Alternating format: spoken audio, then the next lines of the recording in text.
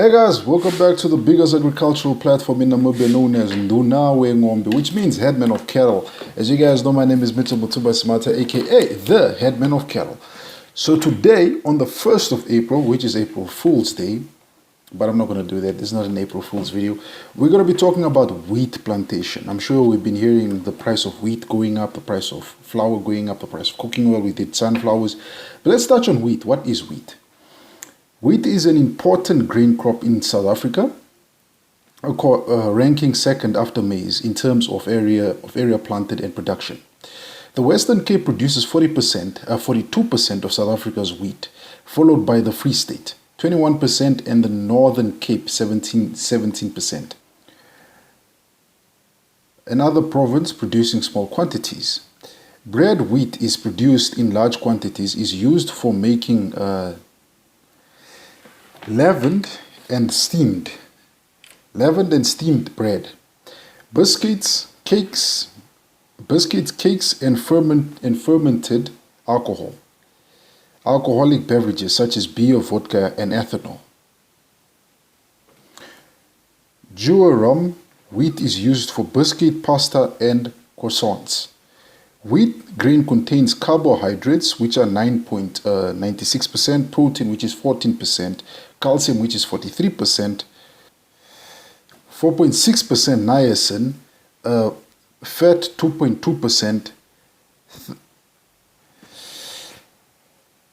thiamine 0.57%, and riboflavin 0.12%. Parts of the plant. Wheat is an annual grass. Wheat is an annual grass made up of roots, stem with tillers, leaves and inflorescent and seed. Overberg regions of the Western Cape. Summer wheat thrives between 22 and 33 degrees Celsius, where winter wheat does best between 5 degrees and 25 degrees Celsius, according to the production guidelines of wheat. For wheat cultivation in South Africa, I got the information based in South Africa, the climate should ideally be cool and moist for planting, followed by a warm and dry season for harvesting. Soil requirements. Wheat requires well-drained, fertile loam to sandy loam soil, and with a pH of 7.5. Wheat production will be negatively affected if the soils are too acidic, which will render some soil nutrients unavailable to the plants. For dryland production, the soil should have a good water holding capacity, such soil types with a heavy clay layer or a barrier layer that prevents stored water from running off. Well-drained soil are not suitable for dry land production, but might be suitable for production under irrigation.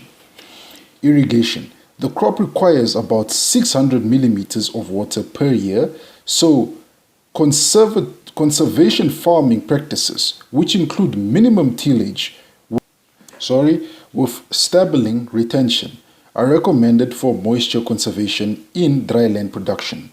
With wheat production under irrigation, water application should be lowered during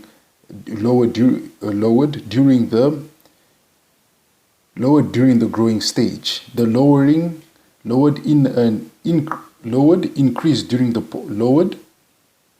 should be lowered during flowering, increased during pod filling, and ceased during reaping. So let me put it this way. The water should be lowered during flowering, increased when podding, and ceased during ripening, when the wheat is ripe. Wheat is propagated from a seed. While it is best to buy certified seeds each year, there are few farmers who save seeds for planting in an attempt to save costs. The drawback is that the production for these seeds might be affected negatively if the seed is not cleaned properly or treated with the required pesticides, as it is practiced with certified seeds. When buying certified seeds, there is also a system to follow. If something should be wrong with the seed, whereas farmers will only have themselves to blame when they use saved seeds under plant breeders. Under plant breeders' right may not be manipulated, saved or sold without the necessary authorization or license for the holders of the rights. So you can't just be selling weed seeds left, right, and center. You can try and keep your own, but as they say here, you need to have a license to actually be selling weed seeds. When to plant wheat? Seeds should be planted according to the recommendation planting and harvesting time of each area and variety to reduce climate associated loss caused by drought, heat, cold, and rain. The optimum planting date may differ from one season to another due to the intersection between certain environmental situations, soil and plant conditions.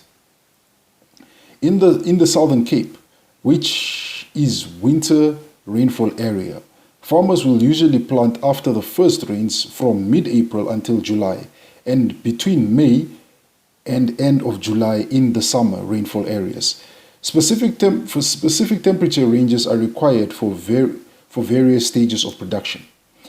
Germination, for example, will not take place below -5 degrees and be negatively affected by temperatures above 25 degrees Celsius. The optimum temperature for pollination on the other hand is between 10 and 25 degrees Celsius, according to the Wheat Production Guide. Wheat planting method. Seeds should be planted evenly, shallow and in moist soil. Seed density may differ from 20 kilograms per hectare to 25 kilograms per hectare.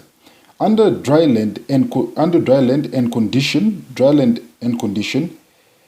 90 kilograms a hectare to 125 kilograms a hectare, with planting density differing for different cultivars and according to the moist availability of the soil.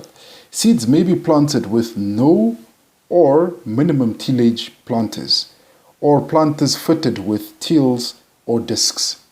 Farmers generally use wide row spacing under dryland and harrowing. Row spacing when cultivating wheat. Row spacing when cultivating wheat under irrigation. So that's wheat farming in South Africa. I did call agronomy. They did say we do produce wheat in Namibia too. I think we produce, was it 900 tons or 4,000? We do produce good numbers, but it's not as big as the South African one. And I believe we import most of our wheat from South Africa, which is a country which also focuses in wheat. And maybe as a Namibian farmer of this information that I shared and the climatic conditions, what it needs and so forth. There are two variants. There's the winter cultivar of wheat, there's the summer cultivar of wheat, and it requires different type of rain patterns, soil conditions, and so forth. So this could be something that people could look at. We could look at to plant. I read somewhere that in South Africa, it's the second most important crop after white maize production. So I'm not sure if we can, because I read somewhere that some crop farmers do a rotation between white maize and then white maize for a particular period, and then they do a wheat. They plant wheat for a particular period. So that is my 2 cents on wheat production, ladies and gentlemen. I hope it educated somebody, and I hope I didn't sound confused. If I did, you have to forgive me. I'm not experienced in wheat farming. This is the first time that I really had to research and read up on wheat farming, wheat plantations and so forth. I had to do a video because the two countries that are currently fighting each other. All right, so the two countries that are currently fighting, Russia and Ukraine, are causing a destabilization in wheat prices and are causing an increase in wheat prices. So let's just look at the numbers, top 10 wheat producing countries. We have number 1, Russia. Number 2, United States. Number 3, China. Number 4, India. Number 5, Canada. Number 6, Ukraine. So you see, this is why these two are in the top 6. Then you got 1, 2, 3, 4, 5, 6, 7, Pakistan. 8, Australia. 9, Turkey. 10, France. Then you have, if you continue, number 11 is Germany. Number 12, Kazakhstan. Number 13, Egypt. Number 14, Denmark. Number 15, Lesotho. Wow, they produce wheat. Number 16, Burundi. So Burundi is in the top 16 of the wheat producers. So maybe we should pick up a phone and call Lesotho. I don't even see South Africa in the top 16 here. It's quite shocking. I thought they would have been up here in the top 16, but Lesotho and Burundi are up there with their wheat production. So wheat, not weed, wheat production. So these are the countries that would have to sit down and probably get our government to call so we can get wheat. As you notice that wheat is utilized in a lot of things, even utilized in the pasta we eat. So this is why some of the prices are busy going up. So either we as Namibian farmers, I know we produce wheat in this country, but not big numbers, but either we try and get into the wheat growing business also, so we can increase the capacity and maybe not really be affected this much by when number 1 and number 6 go to war. So we're not really affected that much.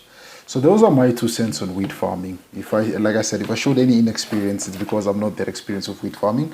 And I hope you guys enjoyed this video. With that said, guys, enjoy the weekend. Bye for now. Here we